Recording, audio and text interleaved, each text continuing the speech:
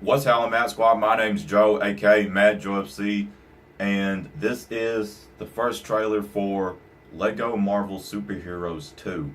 Now, I never played the first Lego Marvel Superheroes, and there's actually a lot of stuff I want to talk to you guys about Legos, but I'll do it after I react to this video, just so you guys can see my reaction, then dip out if you just came here for the reaction. So, yeah, let's do this.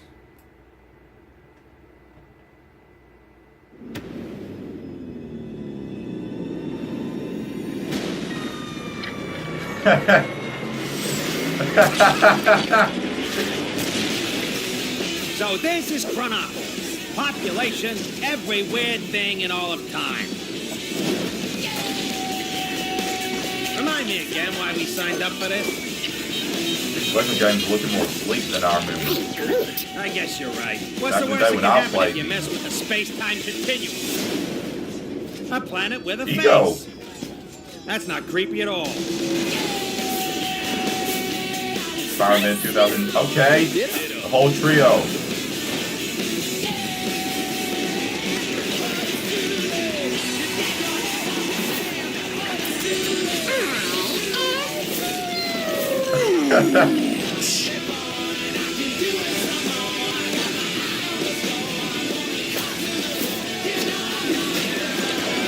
Okay. Oh.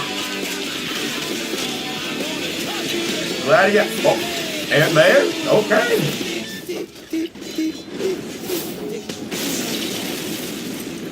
The Ragnarok Thor? Show yourself and cease this temporal foolery. Okay.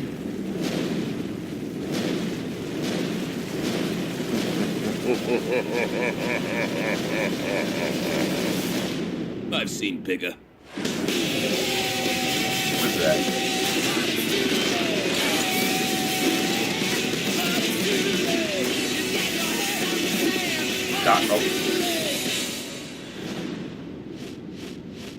November 14th. My birthday's in November. We'll see about this. Okay. That was good. It looks really, really, really good. And one thing you can always count on for Lego games is, especially if they're taking games that is a movie and making it into a Lego game, for like a lot of comedic moments, you know. So you can dip out if you want to now, but I want to talk to you guys about my history with Legos, because I feel you need to know this.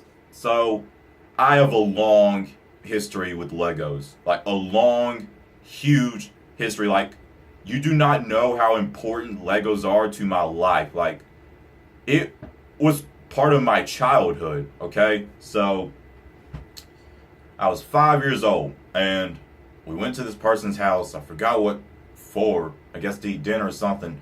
And they had kids, and so I walked into one of the rooms, and I saw this Lego minifigure.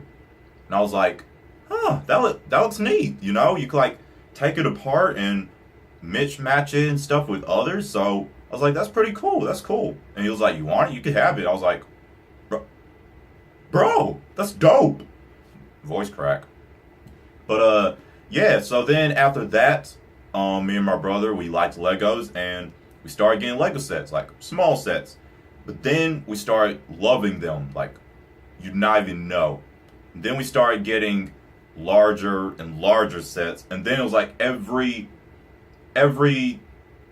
like time we got money for like whatever, we were buying Lego sets. Like that was our lives at one point, was Legos.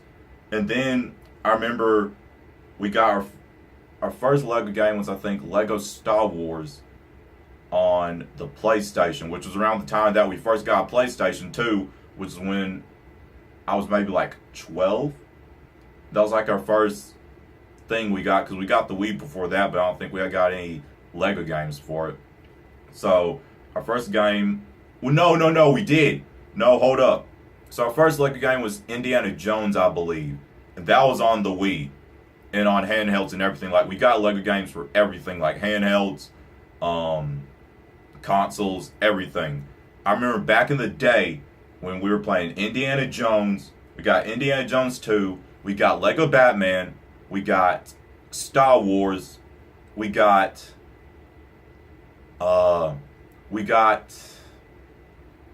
Batman 2, which is still my all-time. Nothing will beat Batman 2. Nothing will beat it so far. That's my favorite Lego game so far. Nothing will beat it. Nope, nothing. Absolutely love that game because it was the first Lego game that introduced talking characters. And because before, Legos would always just make sounds like when they were talking in like cutscenes and stuff. But Lego Batman was the first Lego game to introduce talking Lego characters. So it was it was so important, it was so huge. Like, I remember that time. And it was the first Lego game to introduce free roam worlds, I believe, because you could go, that's why it's still my favorite, because you could go around the entire Gotham City, you could get so many vehicles and stuff, you could go to the Batcave, you could go to the Wayne Tower, you could go to, like, a fun park that was the joke, you could go all around Gotham City, and me and my brother did that. We just, like, imagined, like, all these different characters, we just imagined different stories we made up with them going around the whole entire Gotham City, and it was just absolutely amazing. It introduced a lot of new concepts and elements to Lego games that had never been in Lego games before, and that is like, that's like one of the most important Lego games in my opinion, because it changed Lego games forever since then.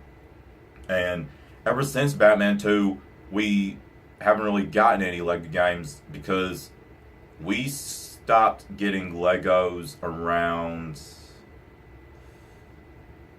We stopped getting Legos around the time, I guess, of Pirates of the Caribbean sets.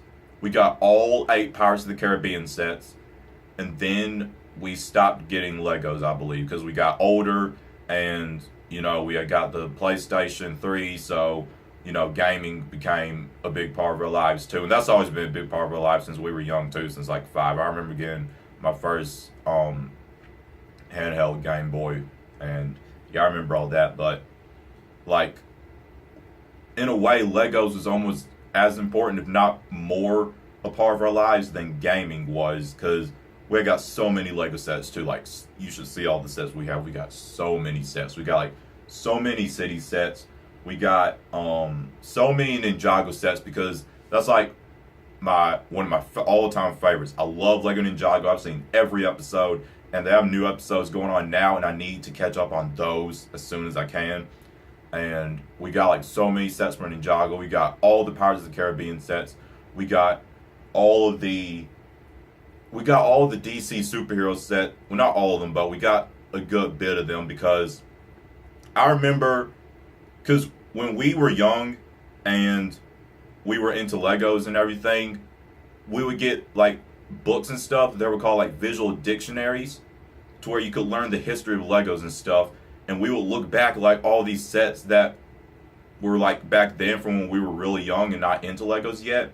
Like the old Jabba's Palace, not the new one that's out, but the old Jabba's Palace Lego set, and like the old Jabba the Hutt minifigure, and like Cloud City, and like all these sets that they made. And we would look at these in shock, like, I wish we were like getting Legos back then.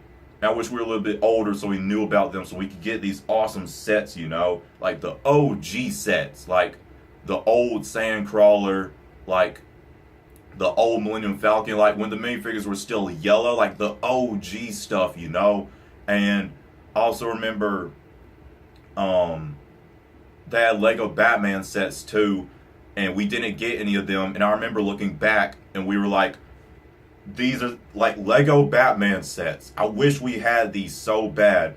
And we'll like build and put together our own Lego Batman stuff. Like we made our own Bruce Wayne and our own like Dick Grayson, Robin, and stuff like that, and just play with them. Like we played with Legos all the time. Like we'll build them and then we would play with them together. It was memories, man, memories. If you're still here, then thank you, because like I'm just going back on my childhood right now. I'm telling you my history of Legos. So yeah, just bear with me for a little bit longer if you're still here. But so where was I? Oh yeah, Batman.